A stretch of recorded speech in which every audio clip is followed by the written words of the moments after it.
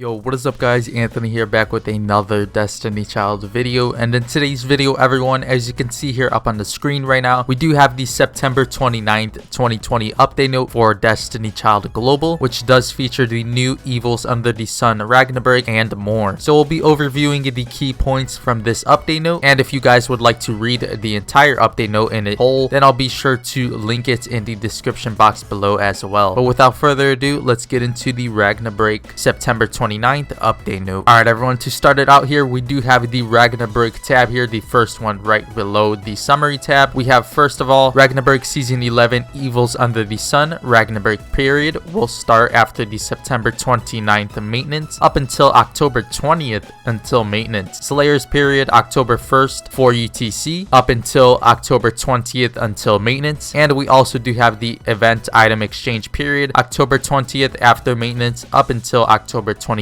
for UTC. So a pretty long Ragna break event, longer than most Ragna breaks that we've had so far. So a pretty decent amount of time to grind out the event. Next up here everyone, we do have the third tab here, which does showcase the Ragna break shop. So if we do throw it up on the screen right now and zoom in just a bit, we do have round 1 here with the shop item and Ragna coin amount needed. We have the 3 to 5 star soul carta summoning ticket, a 3 to 5 star equip summon ticket, a 3 to 5 star child summon ticket, and of course a platinum treasure chest here, and all will cost you 2,500 Ragna coins each.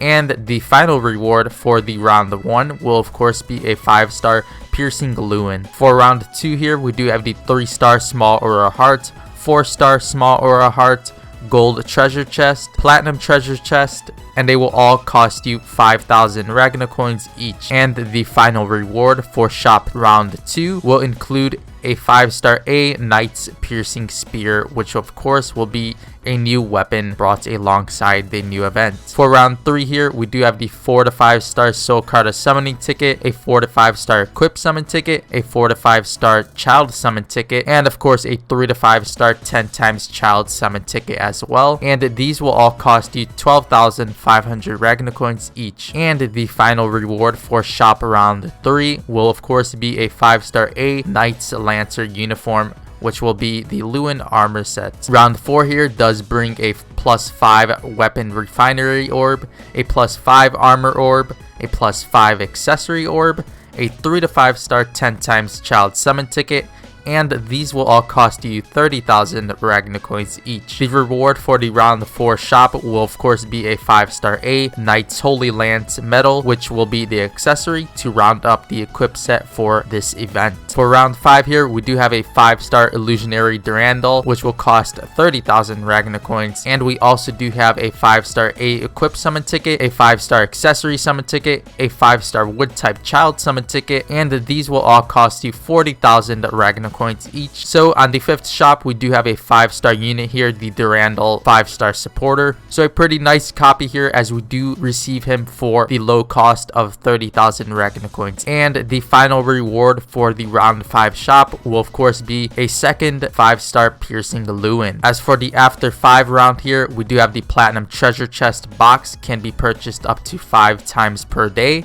and will cost 30,000 Ragna coins each. We also do have a 5 star piercing ruin, can be purchased once. The mighty blade Durandal costume can be purchased once. A 5 star child summon ticket can be purchased once, and of course these will all cost 200,000 Ragna coins each. So pretty cool here that we can purchase the Durandal costume in the shop as well. And of course the standard Ragna break units will be featured in the after 5 shop as normally. And as for the always tab here, so of course on the bottom of every shop around, we do have the instant raid summon ticket, can be purchased up to 5 times a day, and these will of course be free. We have the 3 Viridian lanterns, can be purchased up to 3 times a day, and these will cost you 1,000 each. We also do have the 3 to 5 star equip summon ticket, can be purchased up to 5 times a day, 3,000 Ragna coins. And we also do have the 3 to 5 star child summon ticket, can be purchased up to 5 times a day,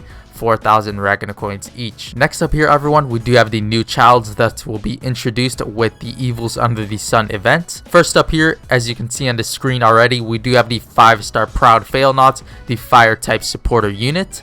As you can see her before awakening up here at the top. And directly below, we do have her After Awakening costume. As for the level 60 uncapped 2+6 skill set of Fail Not, we do have the auto attack, which deals 686 auto attack damage to the target. Her tap skill deals 2,538 damage, 85.6% chance to remove damage over time debuffs from 2 allies. Her slide skill deals 3,983 damage to 2 random enemies, grants double-edged sword, 110.2% attack up and defense down to 2 fire type allies, highest attack for 16 seconds, and skill gauge plus 40.1%. In raids, increased tap skill damage by 50.6%. Next up here, we do have her drive skill, which deals 6,772 damage to 3 random enemies, skill gauge charge speed plus 60% for 3 fire type allies, highest attack for 20 seconds.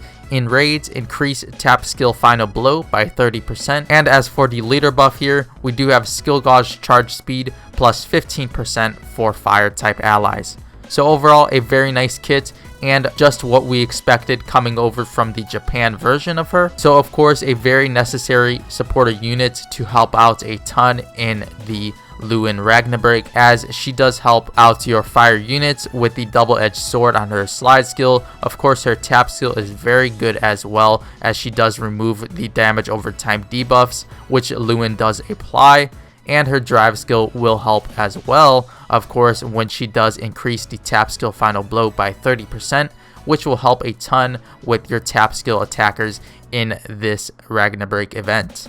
And of course, the leader skill will increase the charge speed for the skill gauge, which does end up increasing your damage amount overall in the event period. Right after the 5-star Fail Not, we do have here the 5-star Love and Hate Davi, the fire type attacker unit. Up here on the screen right now, you can see her Before Awakening costume, and here is her After Awakening costume.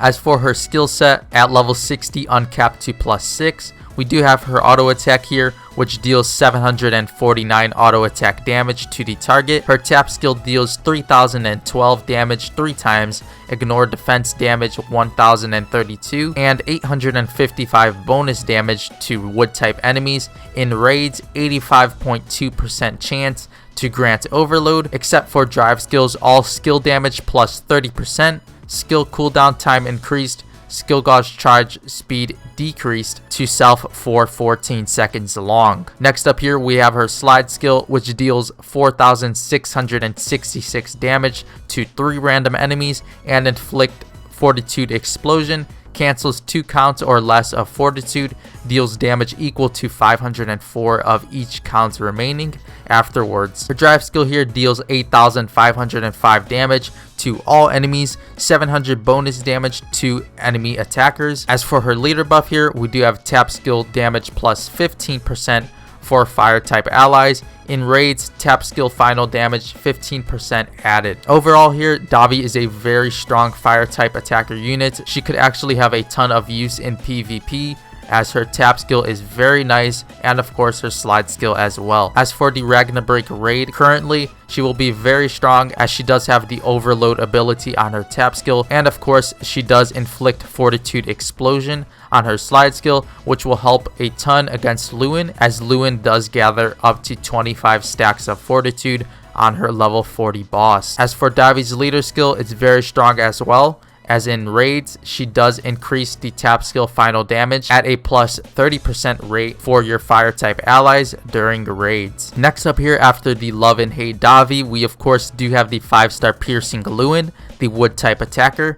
Up here at the top, we do have her Before Awakening costume, and directly below we do have her After Awakening costume.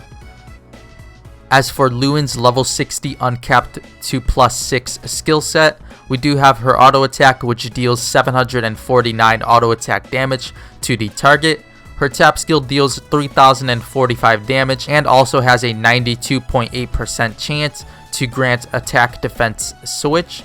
Swaps attack and defense stats to self for 14 seconds long. Her slide skill here deals 4036 damage to 2 enemies. Priority debuffer, inflict corrosion, 120 damage over time damage every 2 seconds based on number of targets debuffs plus 1 at a maximum of 4 for 20 seconds long. And during PvP, Wind Blast, 803 bonus damage based on number of wood type allies up to 10. As for her drive skill here, she does deal 8437 damage to 4 random enemies. And last but not least here, for her leader buff, we do have slide skill final damage plus 15% for wood type allies. So overall, this new Luin is pretty decent, as her tap skill and slide skill is pretty unique. I haven't seen the corrosion ability on a slide skill before, I believe, but if we do have a corrosion unit already, feel free to let me know in the comment section below. But anyways, I do believe she is pretty unique and could potentially have some use in PvP due to the slide skill prioritizing debuffers, and of course she does have the Wind Blast ability, which only comes into play during the Devil Rumble. But of course you will have to surround her around some wood type allies, as this Wind Blast ability will only be based upon the number of wood type allies. As for her leader buff here, I do think it'll have some use in the world boss trials,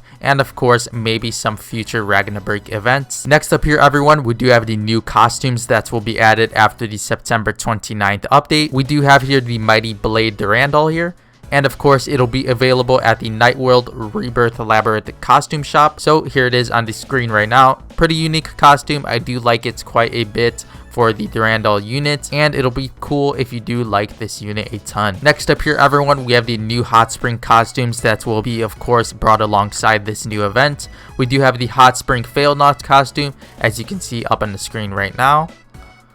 And we also do have the new Love and Hate Davi Hot Spring costume.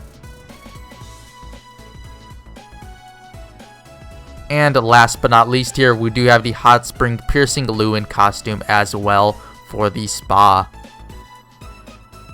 Next up here everyone, we have the new Soul Carta. We now inform you about Soul Carta that will be added on the September 29th update. Of course here we do have the 5-star Fresh Start Soul Carta. As for the option here, at level 1 Prism uncapped to 0, we have the stats here of HP and attack. The HP stat will start out at 1241. And of course, the attack stat will start out at 718. As for the option here, we do have Fire type attacker exclusive, increased tap skill damage by 7% when equipped during a raid. So overall, a very nice Soul Carta for some wood type events, and will help a ton here in the new Ragna when paired up with a tapper unit. Next up here everyone, we do have the new mission passes that will be added with the upcoming update. So of course, we do have some purchasable mission passes here. To start out here at the top, we of course have the Child's Limited Time missions here for Proud Fail Not, and of course the Love and Hate Davi as standard for new units. Of course, we also do have the standard Land Phase Limited Time missions, which will include stamina packages. We also do have the Mona's Limited Time missions, which does include enhancement slimes to level up your units. After the Mona's Limited Time missions, we also do have the Summoned Limited Time missions here for the Fail Not, and of course the Love and Hate Davi. As for the last 3 here, we also do have the Bari's Limited Time missions,